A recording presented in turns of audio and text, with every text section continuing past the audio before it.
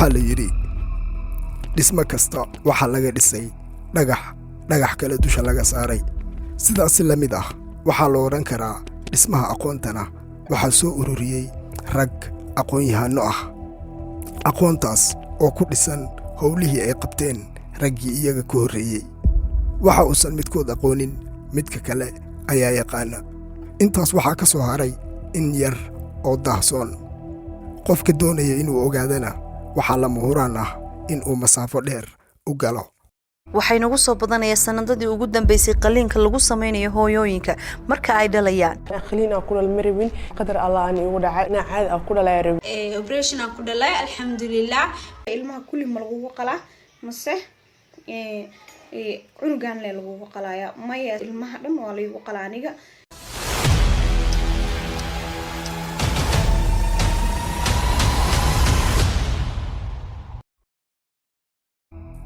uurku waa marxalad ay marto hooyo walba oo eebbe ku manaystay nimcada. waa astaan ka turjumi taranta bulshada. si kastaba ha ahaatee waxaa sannadahan dambe xadka ka baxay tirada dumarka ee qalliinka lagu samaynayo xilliga dhalmada. waagii baryaba waxaynu maqalnaa xaaskayga ayaa qalliin lagu sameeyey, walaashay ayaa qalliin ku dhashay, gabar deriska ah ayaa qalliin ku dhashay, iyo mararka qaar oo aad maqli heblaayo oo qalliinka dhalmada lagu sameeyey awgi dhiigbax u dhimatay. waxaad mooddaa in uu xaalku yahay gabadhii shinkeeda gaaraba saalada qalliinka horaha laga saaro. dadku waxay isweydiiyaan rag iyo dumar, yar iyo weyn. tolow dadku waa tarmi jiray. markii dabil la joogaba waxaa la maqli jiray heblaayo ayaa ubad lagu qalay iyadoo loo yaqaanay uurdoox. balse sannadahan dambe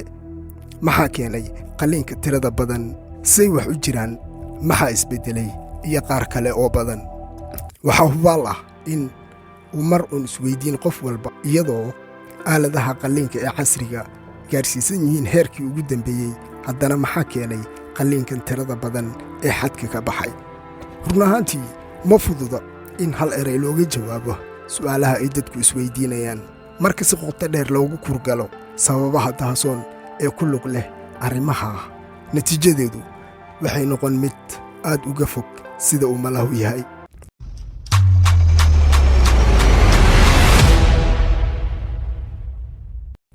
inta aynan guda gelin faallada sababaha dahasoon ee aynu doonayno in aan ogaanno, ugu horrayn aan isla aragno sababaha caadiga ah ee sababa qalliinka xilliga dhalmada. marka laga hadlayo foosha 3 calaamadood baa loo qaybiyaa oo waxaa la yidhahdaa waa 3P baa lagu eega. micnaheedu xooggii haddii la waayo oo gabadha hooyada kusoo riixaysay, micnaheedu markaa waxay noqonaysaa in dee meeshii la dhex galo. haddii ay noqoto dariiquu marayay ilmihii yaraa dee ku adkaato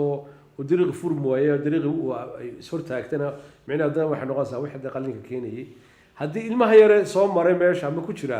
oo xaaladihiisu ay noqdaan xaalado ama gudbanaana ama weynaadana waxay keenaysaa qalliin. waxa soo raacdo kale xaaladda hooyada, haddii hooyada caafimaad darro ay jirto oo sidoo kale muxuu ahay jirto dhiikaru jiro ama caan jiro ama xaalado badan oo dee keenaya in hooyadu wadna xanuun yeelato oo aan u saamaxayn fooshii caadiga ahayd inay gudan karto, waxaasoo dhan baa keeni kara. iyo ilmaha yaroo laftigiisa haddii ay biyuhu bururaan oo iixdu ay jabto ama ama waqtigiisu dhaafo oo sidaaf uu noqdo, waxyaalo badan oo noocaas oo kale ah ayaa sababa oo keena in hooyada la qalo. barnaamijyada caafimaadka ee ka baxa mugbaahiyaasha kala duwan waxaa lagu waraystaa dhakhaatiir uu takhasuskoodu yahay xanuunnada haweenka iyo dhalmada. maxaa badiyey ama maxaa sababay qalliinka hooyooyinka xilliyadii hore marka loo eego waqtiyadii hore qalliin muu jirin ama dumarku si caadiya ayay u umuli jireen ama u dhali jireen, qalliinkuna wuu yaraa, sababihiisuna way iska yareen. laakiin iminka xilliyadan la joogo aad buu u soo badanaya. waxaa si joogto ah loo weydiiyaa xirfadlayaasha sababaha ku lug leh qalliinka tirada badan ee xilliga dhalmada. dhakhaatiirtu siyaabo kala duwan ayay uga jawaabaan, iyagoo badankood u sababeeyo tirada dadka ee korodhay. haddana jawaabaha ay dhakhaatiirtu bixiso way u cuntami laadahay bulshada maadaama aysan ka helin jawaabihii ay doonayeen. su'aasha taagan ayaa ah haddii ciddii ugu habboonayd ee laga heli lahaa macluumaadka saxda ah ay jawaabtoodu noo cuntami wayday, xaggee bay sartu ka qorintay, xaggee bayse iska qaban la'dahay weysadu. sababta ay sidaa ku dhacday iyo siraha dahasoon ee kale waxaad uga bogan doontaa muuqaalkan qaybtiisa xiga.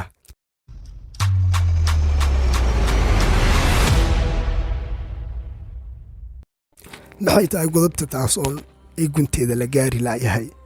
godobtani ma aha mid bilaabatay shalay iyo maanta toona, balse waa mid soo jiitamaysay sabanno badan. si aynu u ogaano xaqiiqda jirta, waxaa lagama maarmaan ah in aynu dib u milicsanno halkii ay ka soo bilaabatay ugu horrayn iyo ujeeddooyinkii laga lahaa. taasi waxay noo suurtagelin in aynu isla fahanno arrimaha badan oo la halmaama mas'aladan xasaasiga ah. dhanka kale waxaan idinkula wadaagi doonaa muuqaalkan qaybihiisa xiga muuqaallo sir ah, kuwo shaaraca ah oo xoojin doona fahamkeenna mas'aladan.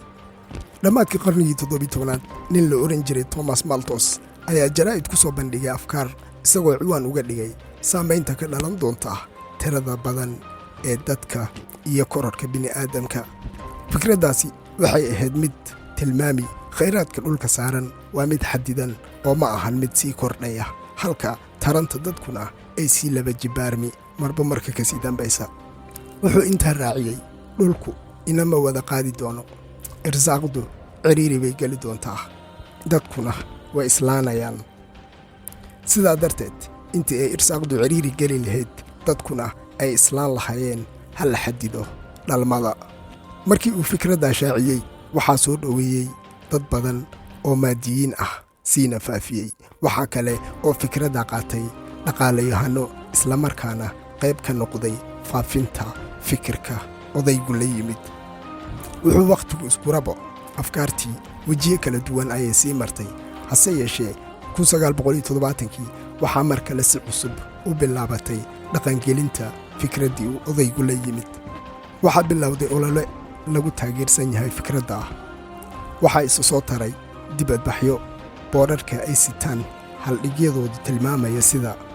taranta tirada dadka xadka ayay ka baxday, dhulku inama wada deeqayo, khayraadku naguma wada filla, cunnadu naguma wada filla, dadkuna ma fahansana. sidoo kale waxaa dugsiyada lagu bari jiray ilmaha in haddii tirada dadka ee dunida ku nool ay kor u sii kacdo, ay dadku macaluul u dhammaan doonaan. waxaa loo sheegi jiray in kobaca taranta dadku ay sannadkii kor u sii kacdo 2%, halka wax soo saarka cunnaduna yahay 1%. waxaa loo sheegi jiray in xalka keliya ee bannaan yahay hoosu dhigidda dhalmada ama in ay sare u kacdo dhimashada iyo mala'awaal la mid ah. intaa kadib waxaa la dhaqangeliyey mashaariic daahsoon iyo kuwo shaarac ah oo lagu yaraynayo dhalmada, halka qaar ka mid ah mashaariicdaasi ay ahaayeen kuwo lagu geystay xasuuqyo ba'an oo dunida daafaheeda laga geystay. marka uu qofku ku eega aragti caafimaad qabta ujeeddooyinkan jahliga xambaarsan, waxaa la arkaa inuu qofku isweydiiyo, sidee qof maslaxa u moodaa xasuuqa dadka? dadkani ma dhimirkaa looga jiraa? yaa u dirsaday tirada dadka? intaba waa su'aal isweydiin mudan. muuqaalka xiga waa muuqaal sir ah oo ka qabsoomay xarunta ururka qorshaynta qoyska ee caalamiga ah sannaddii 2013. Population control agenda, which actually ties together all of the different topics that we talk about, from transgenderism and homosexuality to birth control, abortion, and all the rest. It all is in support of one particular goal: to cut down the number of people that there are in the world. So I'd like to cover population control goals, strategies, motivations, and why we cannot lose hope. So what is the primary population control agenda? It's colonization of the mind, which means what we do is we can't take over a country by force anymore to have access to its natural resources, but we have to make the people in the developing countries of Latin America, Caribbean, Asia, Africa, and Oceania, make them think like North Americans or Europeans. Less children, you'll be richer, your country will be better off if you have less children, and so on. But ultimately, the primary motivation behind all of this is to have access or to steal the country's natural resources. So it used to be long ago that we could take over a country when we were colonizing it with guns and bombs, aircraft and other weapons like that, but that's no longer acceptable in the eyes of the world community. What is acceptable is to populate or to take over the minds of people by making them think that children are a bad thing, that they'll be better off without them, through birth control pills, IUDs, condoms, injectables, insertables, and like this. This is the more acceptable form of colonization of a country these days. Instead of colonizing the land, we colonize their minds with bad ideas and the women's bodies with bad drugs. The big pharmaceutical corporations like Pfizer, Sandoz, Teva, Upjohn, and Wyeth actually now have broken up Africa into countries in which is their own specific territory to spread their drugs, their abortifacient birth control devices. So who are the population control non-governmental organizations? Some of these culture of death groups in New Zealand: Family Health International, Population Research Bureau, the Guttmacher Institute, Population Services International, United Nations Population Fund, ICMA, International Women's Health Coalition, Advocates for Youth, which is sex education, the World Association of Girl Guides and Girl Scouts, Rainforest Alliance, and International Planned Parenthood Federation. Every single one of them pushes population control. marka aaladda caafimaadka tayadeedu kor u sii kacdo waxa hoos u sii dhici taranta dhalmada. taasina ma ahan mid qarsoon oon muran geli karta sababtoo ah si cad ayay dadku ugu sheegaan. haddaba waa maxay xiriirka ka dhexeeya qalliinka dhalmada iyo ujeedooyinka dahsoon ee xadidaadda taranta? waxaa jira daraasado badan oo loogu kurgalay khatarta iyo saamaynta ka dhalata mustaqbalka fog qalliinka dhalmada. haddaba aynu soo qaadanay mid ka mid ah natiijada daraasad ay samaysay haweeney dhakhtarad ah oo la yiraah Dr. Jennifer Ashton. Got to break this down. This isn't saying if you've had a C-section that you're more likely to have a hysterectomy. It's saying that if you have an elective hysterectomy, you could have complications later down the road. So break this down for us. Okay, so as you said, C-section, the most common major surgery done in the world, and then hysterectomy is also one of the most common surgeries done in this country. So this study came out of JAMA Surgery, very reputable journal. It was about 7,600 women in Denmark who have had C-sections and then went on later in life to have a hysterectomy for benign reasons, so not cancer. This was the first time you looked at one surgery and then the other and connected whether or not there were complications, and in fact there were. So what the study found is that women who had had one C-section had a 31% increased risk of complications following a hysterectomy that they had in the future, and if you had two or more C-sections, that risk went up to about 38% increased risk of complications following a hysterectomy. These numbers are a big deal. 31%, that's a huge number. Yeah. So I want you to explain the future risk. What exactly are we talking about? What the study found in terms of what are those complications, right? So increased risk of needing to go back to the operating room sometime in 30 days following a hysterectomy, increased risk of operative surgical time, so how long it takes the surgeons to do that operation, increased risk for needing a blood transfusion following a hysterectomy, and increased risk of infection, usually surgical site infection. And I want to show you why. So if you imagine this board as a uterus that has never had a C-section, you have smooth surface of the uterus. After one C-section, of course, we have to close the uterus, so there can be scar tissue. And, you know, that can happen after one surgery. It can happen rarely after no surgeries. But in general, one, you would get a scar like that on the uterus. Two or more C-sections, the risk of scar tissue internally, again, not for every woman, but it definitely goes up. And we have to remember, you know, when you have a baby and you're in your 20s or 30s, and then down the road 10, 20, 30, 40 years, we have to go back into that abdomen and deal with those complications. And that scarring can really stack the deck for those complications. Urdooxu marka ay keento xaalad caafimaad sida uu hore uga dhawaajiyay Dr. Cabdiraxmaan Awkombe waa mid lagama maarmaan ah fulinteedana waa daruuri. dhanka kale waxaa xusid mudan in ay jiraan haween ikhtiyaarkooda u doorbida qalliinka iyagoo arrimo qaar u sababeeya balse marka iyadoo aysan xaalad caafimaad kalifin marar isxiga la sameeya qalliinka waa mid khatarteeda leh sida ay qalliin walba khatartiisa ugu lamaan tahay sida ay shaacisay wasaaradda caafimaadka ee qaranka UK waxaa jira khataro ka dhalan kara uurka yimaada qalliinada isxiga kadib marka biluhu sii biiraan caloosha hooyadu waxay martaa heerar kala duwan waxaa loo arkaa in nabaradii hore ee qalliinka dib ay u dilaacaan mararka qaar waxay khatartu ka dhalataa kolka hooyadu ay shay culus qaado waana sababta keenta in haweenka qaar marka ay galaan 3 qalliin ah la faro in aysan uurkale dib u qaadin haddii kalena ay nafteedu khatar geli karto waana ujeeddada ugu weyn ee ka dambaysa qalliinada isu soo taraya marba marka ka sii dambaysa dhanka kale daraasado ayaa tilmaamaya in qarashaadka qalliinka ee cusbitaallada gaarka ah ay door weyn ku leedahay sare u kaca qalliinka dhalmada sidaasi la mid ah cusbitaallada shacabkana ay saamayn ku leedahay lacagaha ay hay-aduhu ku siiyaan dhakhaatiirta qalliin walba oo ay fuliyaan khidmaddaas oo ka baxsan mushaarka joogtada ah waana sababta ka dambaysa in ay noo cuntabi waydo jawaabaha ay ka bixiyaan sababaha qalliinka u tira batay marka ay waalidiintu u sheegaan ubadka inuu dhakhtar noqdo si uu lacag badan u helo beddelkii loo sheegi lahaa gudashada xilka weyn ee daruusta uu baranaya waxaa ka dhasha midda ah dad damiirkoodu dhintay oo wax walba lacagta ka hormari ah waxaa iyaguna xusid iyo mahadnaq aan la soo koobi karin mudan xirfadlayaasha isugu jira kalkaaliso ilaa dhakhtar ee goor kasta ku howlan gudashada waajibaadka saaran weliba iyadoo manfaca ay helaan ay ka badan tahay daalka ay ka maraan adeegga ay bulshadu u hayaan iyagana waxaan leeyahay waxqabadkiinna mahadnaq laguma soo koobi kara ee allah idinka abaalmariyo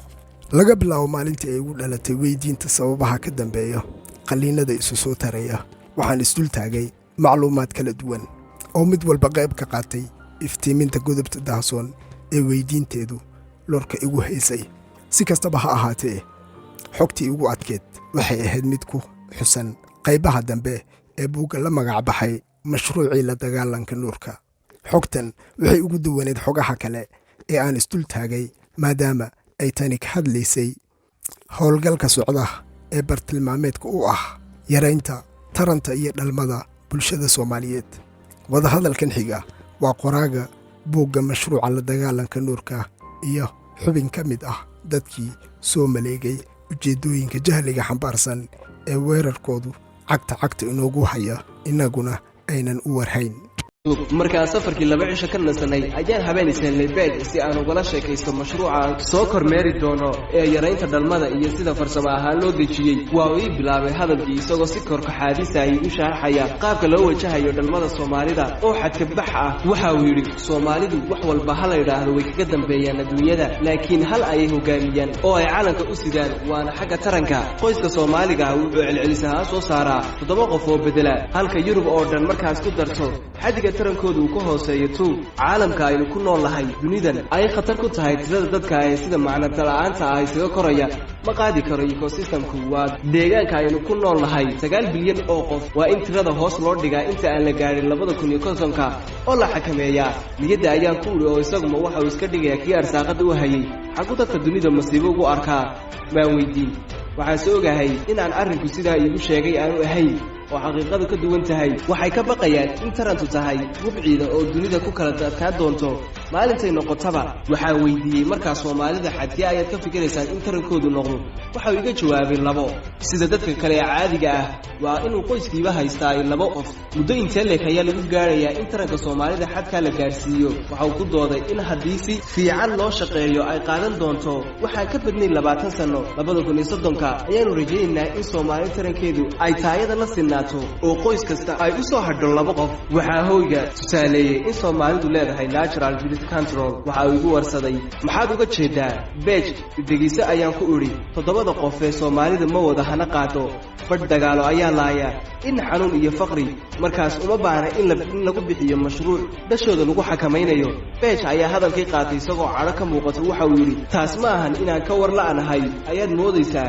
inta soo hadhay ayaanu rabnaa in ay tirtiranto waanan ka xumaaday cadaawadnimada intaa leega u hayo ummad aan iyadu wax colaada u hayn isaga beej ku soo dhowo ayaa ku uri mashruuca oo iga waran farsamo ahaan halka laga galayo isma dhibino isagoo qoslaya ayuu yidhi waxay ka faa'iidaysan doonaa marka ay ugu nugul yihiin maa fahmin ayaan ku idhi ee ii ballaari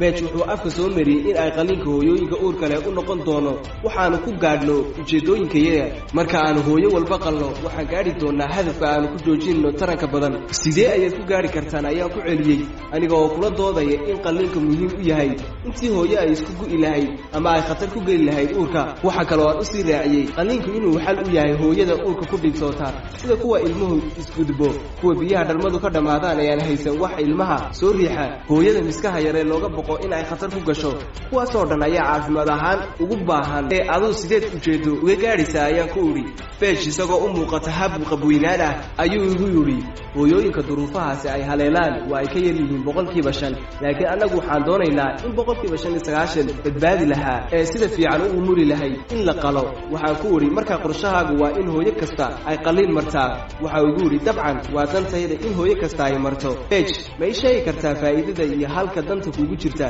waxa uu yiri hooyo kasta mar 2 ilaa 3 jeer la qalo waynu ka joojinaa dhasha iyada oo ogol iyadoo ka warhayntoona hooyada Soomaaliyeedna dhasha way nici doontaa marka ay 3 jeer la dhaawaco ee mindi ay ku dhacdo hawlgalka noocaan ah waxa uu qayb ka yahay in la xakameeyo taranka faraha badan ee Soomaalida fajicisa ay igu noqotay xogta uu ila wadaagay ee ku aadan dadka goobta ah ee Soomaalida waan ismaaca salaamiin khadkina waan jaray waxaan u soo dhoofay Djibouti si aan u bilaabo kormeerkii mashruuci waxaan guda galay kormeerkii aan u yimid anoo booqday isbitaalka dhalmada maalintii waxaan dareemay baaxadda ay leegtahay dumarka qaliinka lagu fulinayaa waan ka naxay oo waxaan weydiiyey sababta keentay in dumarka la qalo waxay igu jawaabeen gabar kasta oo reer Djibouti ah waa la qalaa mana jirto mid ka badbaada anoo ka naxsan dhinta loo geysanayo nugulkii ummadda ayaan sariirtii rutaanka ka soo dhacay subaxii dambe ayaan soo kalahay si aan ugu sii wato qiimeyntayda waxay ii sii korodhay xog cusub gabar kasta oo 2 jeer ama 3 jeer la qalo dhalmada ayaa laga xidhaa taas oo keenaysa kobaca dad ee dalkaasi inuu hoos u dhaci doono 10 sano ee soo socda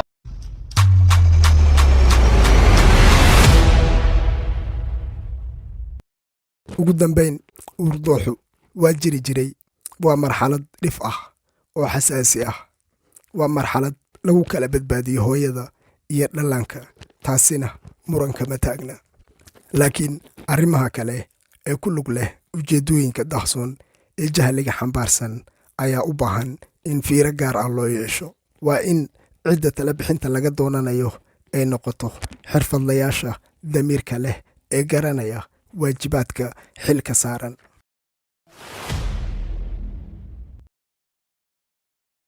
warqadda ayaraynu halkaa ku hayno waxaa la yidhahdaa bartogram baa la yidhaahdaa